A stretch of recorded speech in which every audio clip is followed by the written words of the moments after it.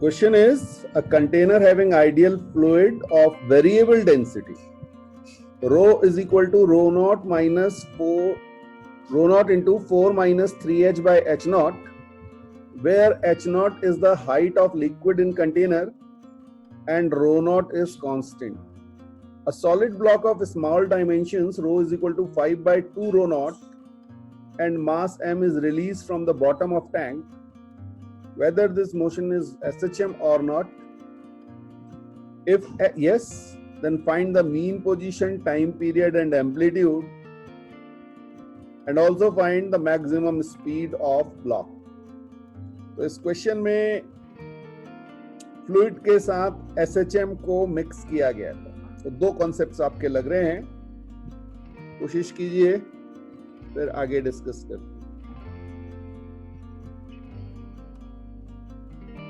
अगर बेटा आपको याद होगा तो SHM चेक करने के लिए सबसे इंपॉर्टेंट था हम क्या चीज चेक करें? मीन पोजीशन, ठीक है ना? हाँ, मीन पोजीशन से अगर हम x डिस्प्लेस करें, अगर हमारा डिस्प्लेसमेंट कितना हो जाए x और हमारा फोर्स आ जाए माइनस के एक्स, तो ये SHM की कंडीशन थी। बिल्कुल सही बात है। तो आप क्या करेंगे? पहले मीन पोजीशन। तो देखिए होगा क्या, इनिशियली इस पॉइंट पर, लोएस्ट पॉइंट की बात कर रहा हूं, आपकी जो डेंसिटी है वो है आपकी 4 रो नॉट। क्यों? h इज इक्वल टू 0 आपने रख दिया, तो ऑब्वियसली आपका अपथ्रस्ट मोर होगा। यहां पर अपथ्रस्ट मोर होगा किससे, या ज्यादा होगा किससे? mg से। तो ये ऊपर की ओर जाएगा, बीच में किसी पोजीशन पर, हमें नहीं पता ये कौन सी पोजीशन है, तो हमने ये मान लिया, let's say this height is h dash. Clear? ये h डैश जो है, यहां पर आपके दोनों डेंसिटी जब बराबर हो जाएंगी, rho liquid is equal to rho solid, और रो सॉलिड आपका था 5/2 रो नॉट। तो यहां से आपको ये h डैश मिल जाएगा, जिसे हम क्या कह लेंगे? Mean position. तो ये हमारी मीन पोजीशन आ जाएगी बेटा। ओके, हाँ जी, तो इस वैल्यू को पुट करके देख लेते हैं। Rho not 4 minus 3h by h not is equal to 5/2 rho not. Okay, ये आपका कैंसिल हो गया। बिल्कुल सही आंसर आया बेटा आपका, ठीक है ना? तो यहां से, लेकिन अभी पूरा सॉल्व तो नहीं हुआ है, अभी तो हमारा सिर्फ ये आया कि h जो है हमारी वो h0/2 आ गई। बिल्कुल सही, ये मीन पोजीशन पहला पॉइंट हमारा मिल चुका है।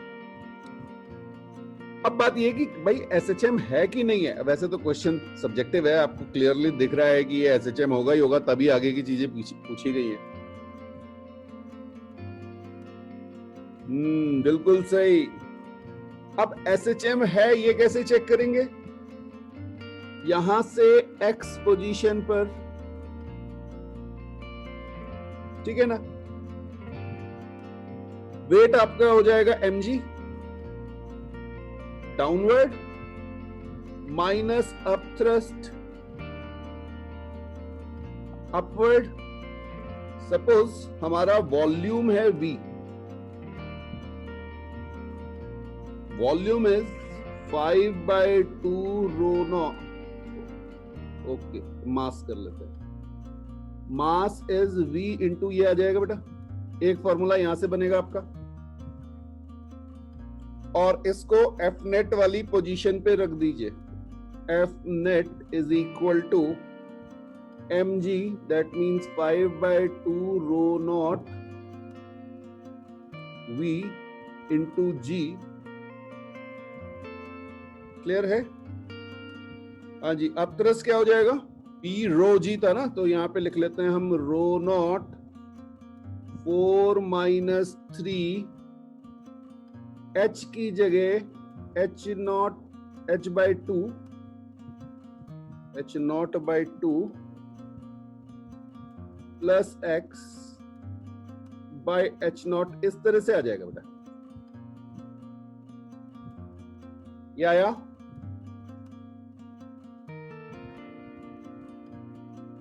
हाँ जी।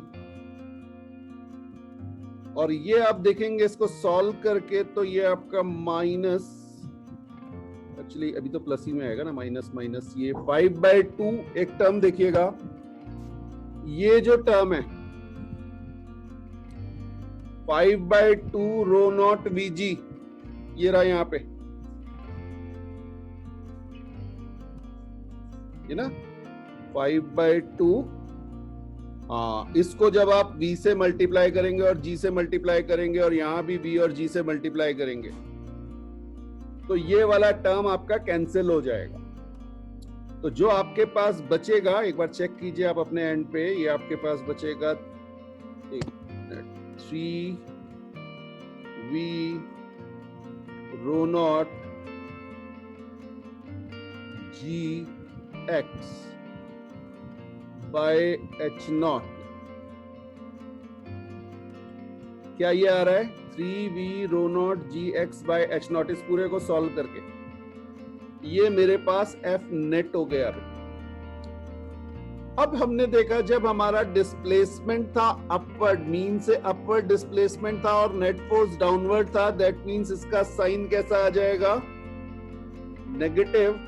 तो f नेट या f रीस्टोरिंग कर लेते हैं, that is minus 3v rho naught gx by h naught। ये हमारा रिजल्टेंट आ गया और इसको इक्वेट कर देते थे minus m omega square x के साथ। SHM तो क्लियर हो गया है यहाँ पे, f is directly proportional to minus x। हाँ जी, SHM तो आ चुका है। मीन पोजीशन पहले ही निकल आ चुकी है। एम्पलीट्यूड और टाइम पीरियड। एम्पलीट्यूड बेटा अब देखिए मीन पोजीशन बिल्कुल मिड में थी, यहां से लेके यहां तक गया है, तो यही मेरा एम्पलीट्यूड हो गया, ठीक है ना। तो एम्पलीट्यूड भी आ गया मेरा, that is H naught by 2। अब ओमेगा यहां से सॉल्व करके निकाल लेते हैं, कंपेयर करके। ओमेगा कितनी आ गई बेटा? हाँ जी, ओमेगा की वैल्यू मैं आपको यहाँ पे दिखा दे रहा हूं, 3v rho naught g by H naught, और m जो है हमारा ये लिखा हुआ है बेटा 5/2 रो नॉट v। ये मेरा रो कहां से आ गया एक्स्ट्रा? अच्छा ये g है। ओके,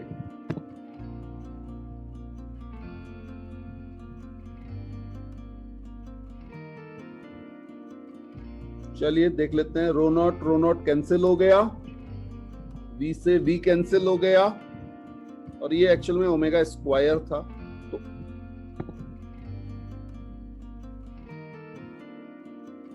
ओमेगा आपका आ गया 6g बाय 5 एच नॉट, बिल्कुल ठीक है, अंडर रूट ये आ गया।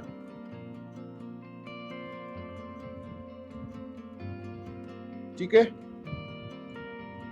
और यहीं से मेरा जो टाइम पीरियड आ गया वो 2 पाई बाय ओमेगा होता है, तो under root 5 H naught by 6g। Very good, ये हो गया क्लियर, बहुत अच्छी बात है।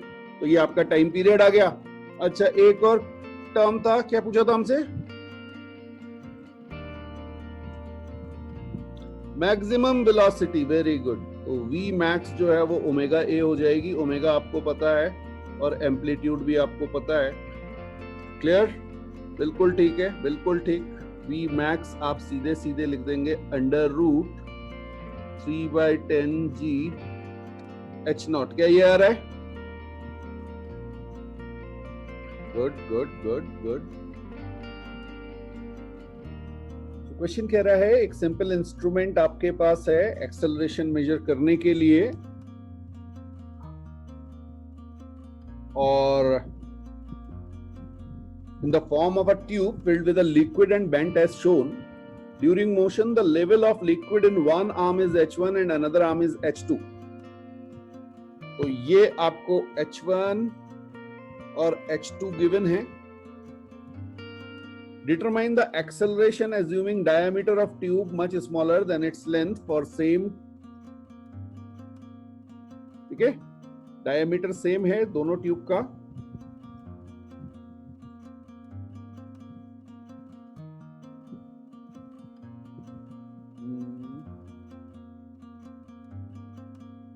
अच्छा, चलिए इस पे ना पहले एक वो बेसिक वाली चीज याद करते हैं जरा, जो हमने पहले पढ़ा था कि अगर हमारे पास कोई एक कंटेनर था और इस कंटेनर में लेट से हमारे पास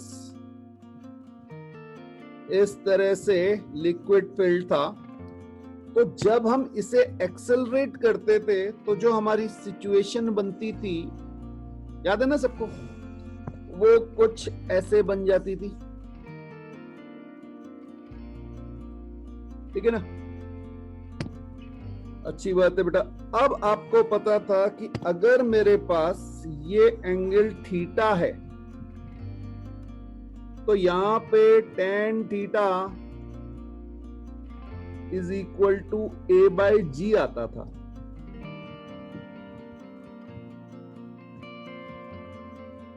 ठीक है ना. अब ये देखिए कितनी जगह लगेगा. अब सोचिए इसी पे मैं आपसे कहूं कि ये मेरे पास एक इस तरह से ट्यूब है. बेटा वाटर के साथ ब्यूटी यही है कि आप उसे पूरे कंटेनर में पूरा रखिए या आप उसे इस तरह से रखिए. अब अगर आप देखेंगे तो मैं आपके लिए एक राइट एंगल ट्रायंगल बना रहा हूं like this.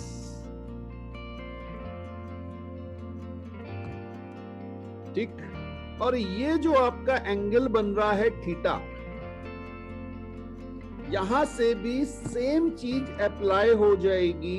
tan theta is equal to कितना, A/G. बस आपको tan थीटा निकालना है. अब आप देखिए ये है आपका परपेंडिकुलर और ये है आपका बेस. क्लियर.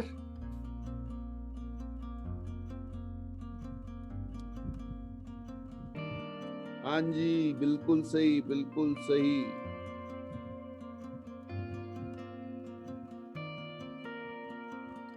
तो यहां से जो आप tan थीटा निकालेंगे ना बेटा, तो tan थीटा की वैल्यू आ जाएगी H2 माइनस H1. क्लियर है. और ये 90 डिग्री है तो ये लेंथ भी आपकी H1 हो जाएगी. 45 डिग्री दिया हुआ ना आपको, और ये आपकी H2 हो जाएगी. ये 45 दिया हुआ बेटा. This arm and this arm are same. तो ये आपका H2 by minus H1 by H2 plus H1 आ जाएगा. और सीधे सीधे आपका एक लाइन में आंसर आएगा H2 minus H1 upon H2 plus H1. और यहां से आपका एक्सेलरेशन आ जाएगा G H2 minus H1 upon H2 plus H1.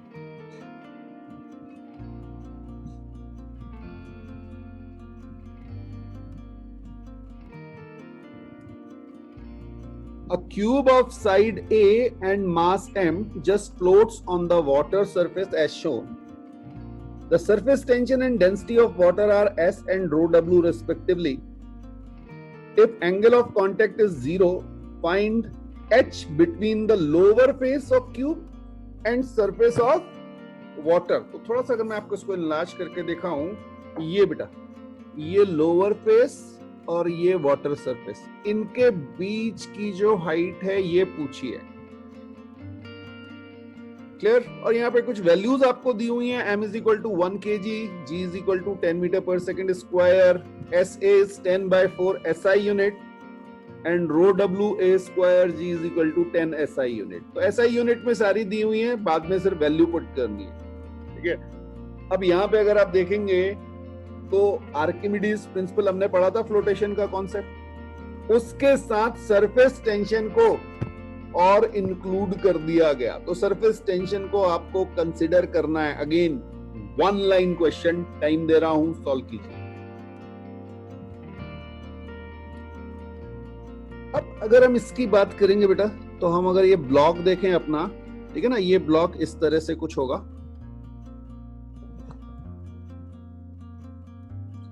इस पे एक फोर्स तो हमारा लगेगा वेट mg, क्लियर? ओके, अब जरा सी समझिएगा, यहां पर मेरे पास ऐसे करके ये सरफेस होगी और ये सरफेस इसको डाउनवर्ड डायरेक्शन में पुल कर रही होगी। लोड कर रहा है मतलब ये ऊपर की ओर पुश हो रहा होगा, तो ये नीचे की ओर खींचे, ठीक है। तो यहां पर हमारे पास एक फोर्स लग जाएगा सरफेस टेंशन का, और एक इस पे लग रहा होगा आप थ्रस्ट या बायंसी फोर्स, जो भी आप कहना चाहें, बिल्कुल सही बात है आपकी, ठीक है। तो अब इक्वेशन बना देते हैं। इक्वेशन बनेगी mg plus f surface tension is equal to f buoyant force.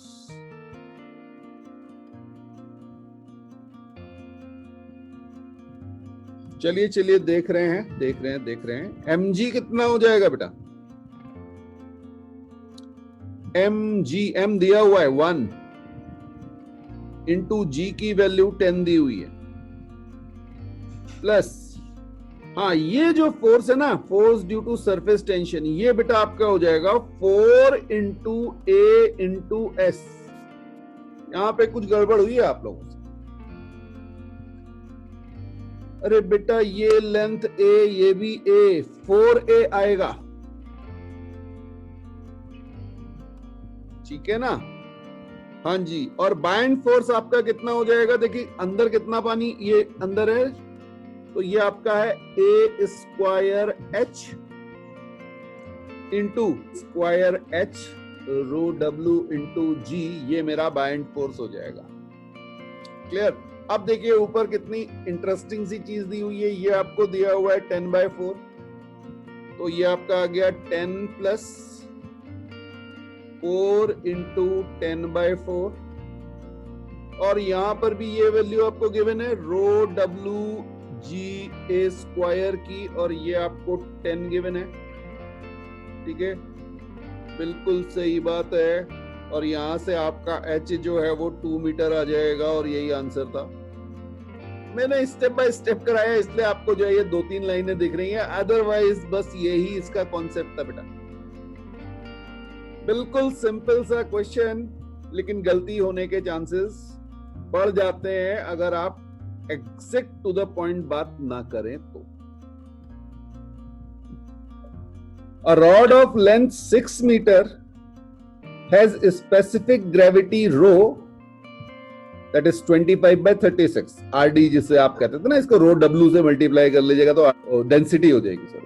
One end of the rod is tied to a 5 meter long rope, which is in turn is tied to the floor of pool 10 meter deep as shown. Diagram आपको दे दिया है, हो सकता है diagram ना दिया, आपको खुद से बनाना पड़े। Find the length of the part of rod outside water. तो अगर मैं इसको थोड़ा सा आपको एनलार्ज करके दिखाऊं, क्वेश्चन आपने नोट कर लिया, चलिए क्वेश्चन भी देख लीजिए। हाँ जी, ये रहा आपका, and your time starts now. तो हमने रॉड का फ्री बॉडी डायग्राम बनाया बेटा। अब आपको पता है कि जो वेट होगा वो बिल्कुल इसके सेंटर पॉइंट पे लग रहा होगा, ठीक है ना? हाँ, अब बात आई अपथ्रस्ट। अपथ्रस्ट आपका ए से लेके यहां पे, अगर मैं सी पॉइंट मान लूं तो ए से लेके सी तक लग रहा है बेटा, ठीक है। ये मैंने यहां पे आपको सी दिखा दिया है, एक्स बाहर है, तो ये लेंथ जो मेरी आएगी, this length is 6 minus x,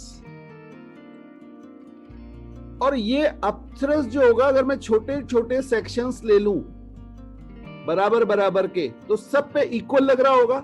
इसका मतलब मैं इस अपथ्रस्ट को 6 माइनस एक्स बाय 2 पे समझना बेटा, 6 माइनस एक्स बाय 2 पे एज्यूम कर सकता हूं।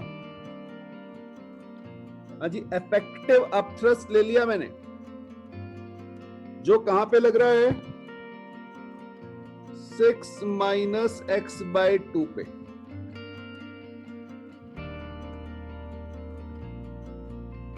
ये कितनों को समझ में आया? और अब मैं क्या कर रहा हूं बेटा, टॉर्क अबाउट ए को 0 रख दे रहा हूं, टॉर्क अबाउट ए को 0 रख दे रहा हूं। ठीक है, गुड गुड, वैष्णवी ने कहा मैंने भी ये किया, वेरी गुड बेटा, वेरी गुड। तो चलिए देखिए क्या करते हैं। तो अब अगर आप देखेंगे तो एफ अपथ्रस्ट इनटू ये वाला डिस्टेंस, ठीक है ना? ओ ओ ओ, ओ एक मिनट एक मिनट एक मिनट, ये वाला x1, हाँ x1 एफ अपथ्रस्ट का ये है, ठीक है ना? इसको मैं रिमूव कर दूं जरा सी, हाँ जी, ये ऐसे आ गया। ये मेरा एंटी क्लॉकवाइज टॉर्क हो जाएगा, तो इसको अगर मैं x डैश कह लूं, हाँ, that should be equal to mg into ये वाली डिस्टेंस को मैं x डबल डैश कह देता हूं।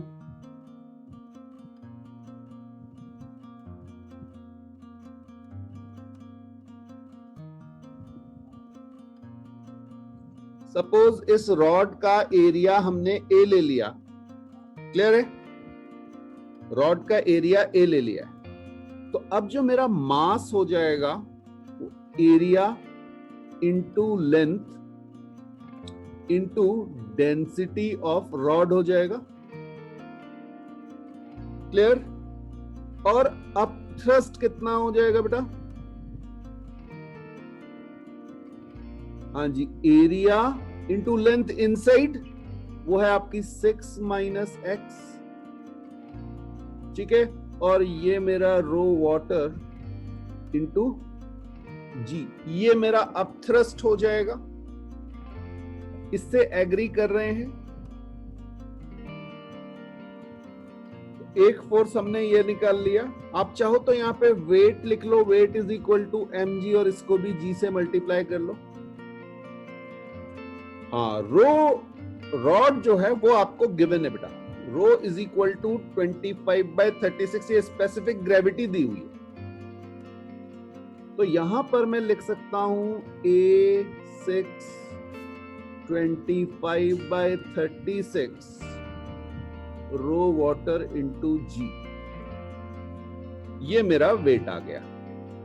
तो जो x डैश है वो आपका कितना आ गया? 6 minus X by 2 cos theta, ठीक है ना? और जो लेंथ आपकी x डबल डैश है, या जिसे हमने यहां पे L कहा है, L आपका आ जाएगा 3 कॉस थीटा। और अब जब आप इसे इन वैल्यू पे पुट करेंगे, चलिए जी देख लेते हैं कहां पे पुट करना है इसको। एफ अपथ्रस्ट ये आपका आ गया A6 minus X rho water into G into 6 minus X by 2 cos theta is equal to, m की वैल्यू आपके पास थी A6 25/36 rho water g into 3 cos theta, okay? और अब आप इन्हें कैंसिल कीजिए, a से a कैंसिल, और क्या कैंसिल हो रहा है? Rho W G cancel, cos theta भी कैंसिल हो गया, ओके? इसका कोई फर्क पड़ना ही नहीं है।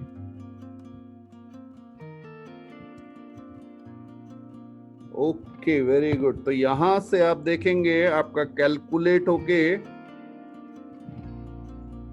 ये आपका आ जाएगा 6 minus X whole square is equal to, okay, ये 25 आ जाएगा बेटा, बाकी सब कैंसिल हो जाएगा। तो ये आपका 6 minus X is equal to 5 आया, तो एक्स की वैल्यू आपकी 1 मीटर आ गई।